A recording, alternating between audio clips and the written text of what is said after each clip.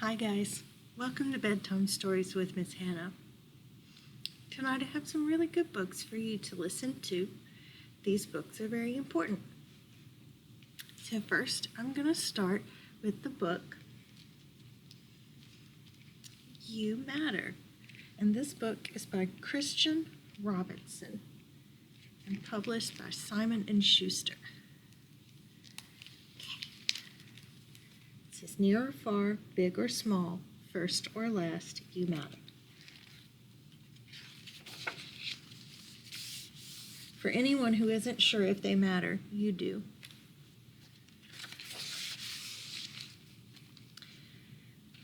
Now, here we start off. It says, the small stuff too small to see.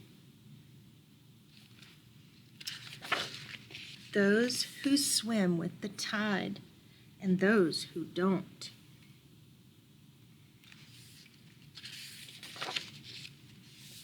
Okay.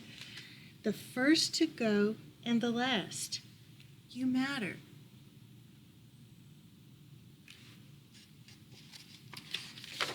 When everyone thinks you're a pest, when something is just out of reach. Look at that poor guy. When everyone is too busy to help, you matter. If you fall down,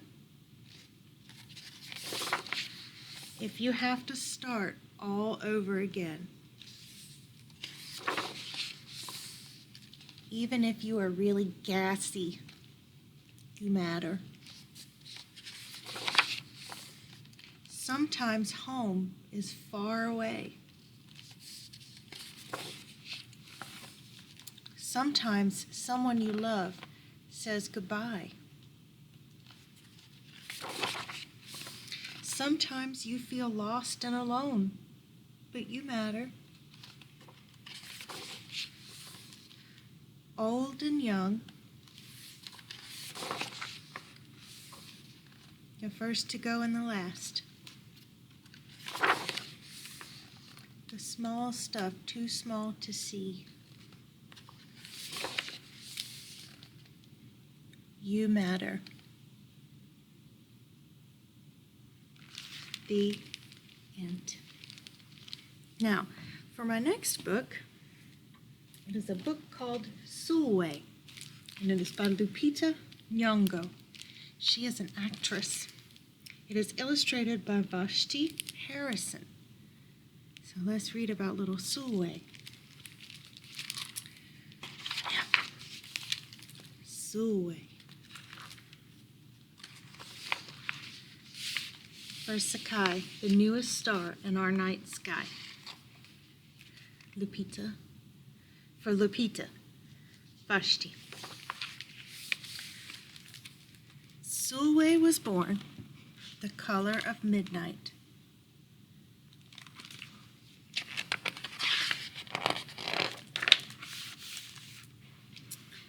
She looked nothing like her family, not even a little, not even at all. Her mama was the color of dawn, Baba the color of dusk, and Mish, her sister, was the color of high noon. Hardly anyone at school looked like Sulwe either. People gave her sister Mish pet names like Sunshine and Ray and Beauty, and people gave Sulwe names like Blackie and Darky and Night, and Sulwe felt hurt every time. So she hid away while her sister made lots of friends. Sulwe dreamed of being the same color as her sister. She wanted real friends too.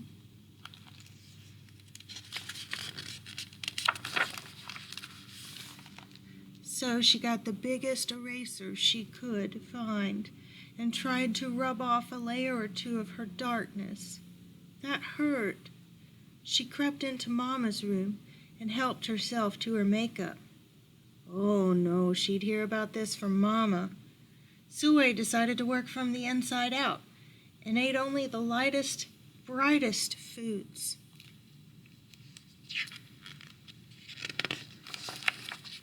With a stomach ache, she went to bed early, and she turned to God for a miracle. Dear Lord, why do I look like midnight when my mother looks like dawn? Please make me as fair as the parents I'm from. I want to be beautiful, not just to pretend. I want to have daylight. I want to have friends. If you hear me, my Lord, I would like to comply. May I wake up as bright as the sun in the sky. Amen. When Mama came to wake her up for school the next morning, Sulwe rose to find not a trace of daylight in her midnight skin. Sulwe told Mama everything.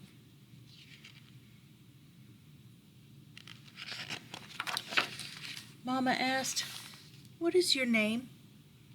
"Sulwe," she muttered. "And what does it mean?" "Star," Sulwe whispered. Brightness is not in your skin, my love. Brightness is just who you are. As for beauty, Mama said, rubbing Sulwe's stomach the way she always did to comfort her, you are beautiful. Well, you are beautiful to me, but you can't rely on what you look like to make you feel beautiful, my sweet. Real beauty comes from your mind and your heart. It begins with how you see yourself, not how others see you. Now, you get, and out you go.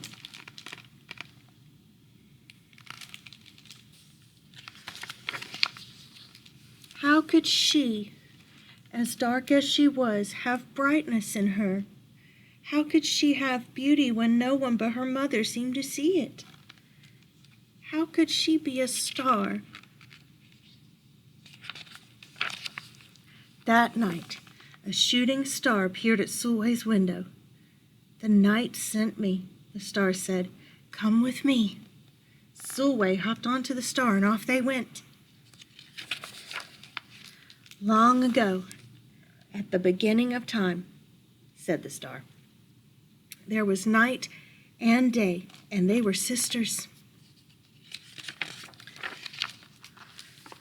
They loved each other very much, but people didn't treat the sisters the same. Lovely, nice, pretty.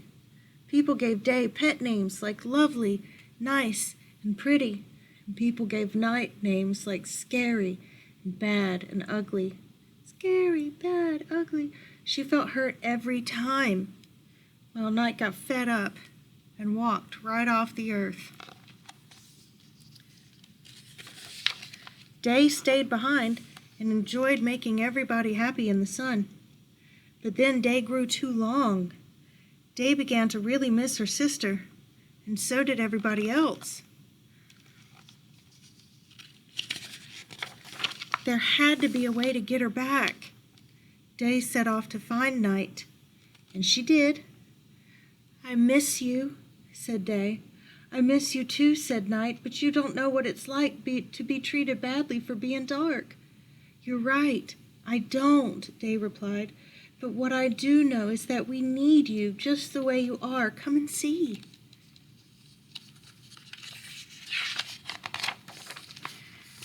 Night returned, and the people rejoiced. "We need the darkest night to get the deepest rest. We need you so that we can grow and dream and keep our secrets to ourselves." The stars chimed in. "Brightness isn't just for daylight. Light comes in all colors, and some light can only be seen in the dark." While Day had a golden glow, with Night everything had a silver sheen, elegant and fine. Day told her sister, "When you are darkest is when you are most beautiful. It is when you are most you." Could it be that Night did not need to change, not even a little, not even at all? Now that Night and Day were back together, a little bit of Night returned to Day in the form of shadows, and a little bit of Day returned to Night in the form of moonlight.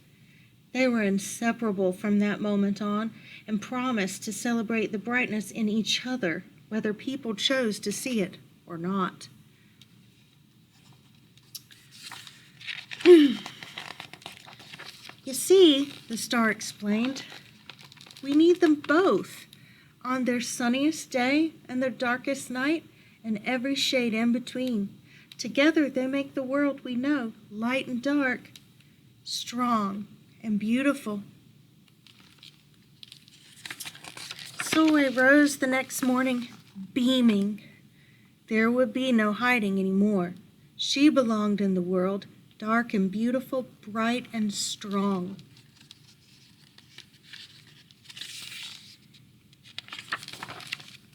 And if she ever needed a reminder of her brightness, she could look up at the sky on the darkest night to see for herself.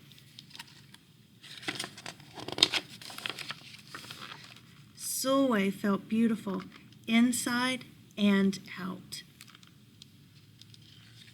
The end of Zoe, Lupita Nyong'o. Now, our next book is called The Rabbit Listened. And listening is very important. This book is by Corey Dorfield. See, Rabbit Listened. All right, so I'm going to snuggle a little bit closer so you can see a little bit better. The Rabbit Listened.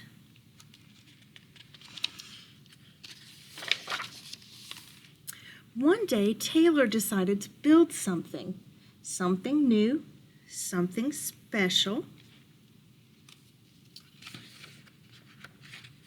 something amazing. Taylor was so proud. But then, out of nowhere,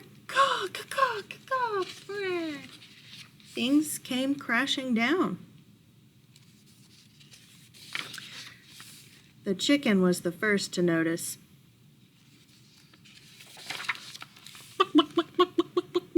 What a shame. I'm so sorry this happened.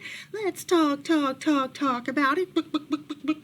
But Taylor didn't feel like talking, so the chicken left. Next came the bear. How horrible. I bet you feel so angry. Let's shout about it. But Taylor didn't feel like shouting, so the bear left. The elephant knew just what to do. Trumpeta! I can fix this. We just need to remember exactly the way things were. But Taylor didn't feel like remembering, so the elephant also left. One by one they came. The hyena, hee, let's laugh about it. The ostrich, look, let's hide and pretend nothing happened. The kangaroo, what a mess, let's throw it all away. And the snake, shh, let's go knock down someone else's. But Taylor didn't feel like doing anything with anybody. So eventually they all left, until Taylor was alone. In the quiet, Taylor didn't even notice the rabbit, but it moved closer and closer until Taylor could feel its warm body. Together they sat in silence until Taylor said, "Please stay with me." The rabbit listened. The rabbit listened as Taylor talked. The rabbit listened as Taylor shouted. The rabbit listened as Taylor remembered and laughed. The rabbit listened to Taylor's plans to hide, to throw everything away, to ruin things for someone else. And through it all, the rabbit never left. And when the time was right, the rabbit listened to Taylor's plan to build again. "I can't wait," Taylor said. "It's going to be amazing." The end. Now, my last book is about a little boy going to get a haircut at his barber shop. And he's really happy and really excited about this. And it's called Crown, an ode to the fresh cut and it's written by Derek Barnes, and it's illustrated by Gordon C. James. So let's read about his trip to the barber shop. Are you ready? All right, here we go. Crown, an ode to the fresh cut. To Silas Nathaniel, a.k.a. Nestle Snipes. To my son, by Derek Barnes. To my son Gabriel and his barber, Mr. Reggie. Gordon C. James. We start out here. This little gentleman. When it's your turn in the chair, you stand at attention and forget about who you were when you walk through that door. You came in as a lump of clay, a blank canvas, a slab of marble, but when my man is done with you, they'll want to post you up in a museum, that's my word. He'll drape you like royalty with that cape to keep the fine hairs off of your neck and your princely robes. It's amazing what a tight fade, high-low bald does for your confidence, Dark Caesar.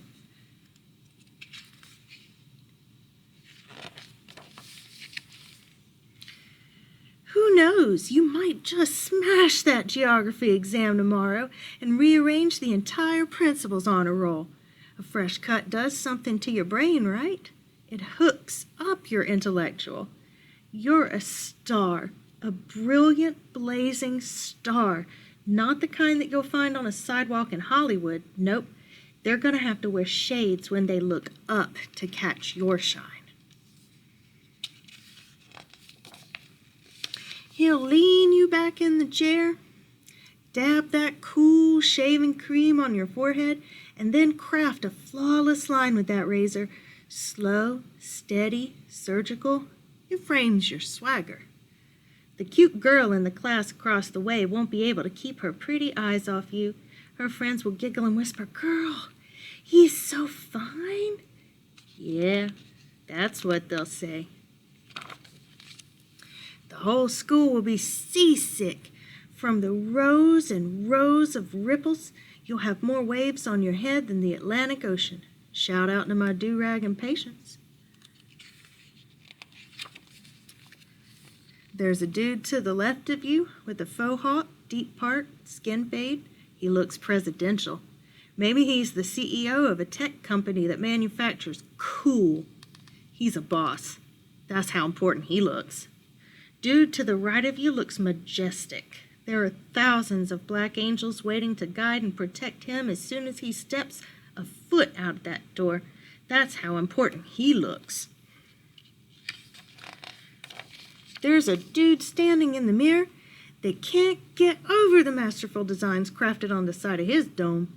Everywhere he goes, people will ask for his autograph. He looks that fresh. He looks like he owns a few acres of land on Saturn.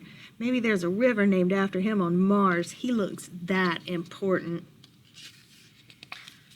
There are two dudes, one with locks, the other with cornrows, and a lady with a butterscotch complexion.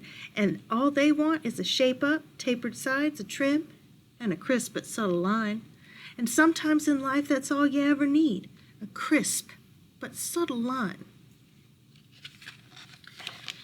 When your barber is done, you'll feel like $1 million and some change. When his fingertips hit you with that apple green alcohol or that witch hazel, it'll sting, but not like a scorpion or a hornet, more like an electric stamp of approval.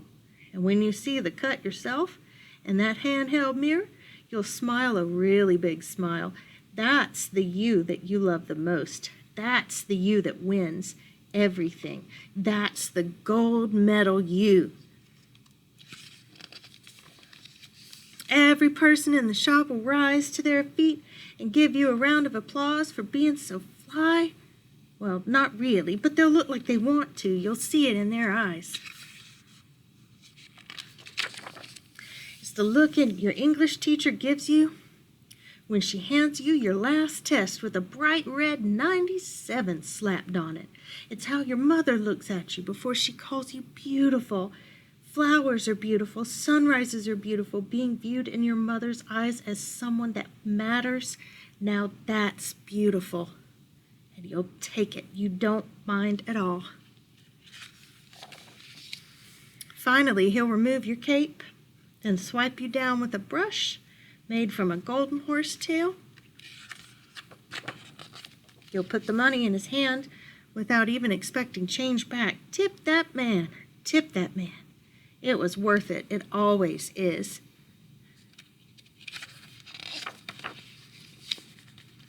Now, you know why? Because you'll leave out of the shop every single time feeling the exact same way. Magnificent, flawless, like royalty. Hello, world.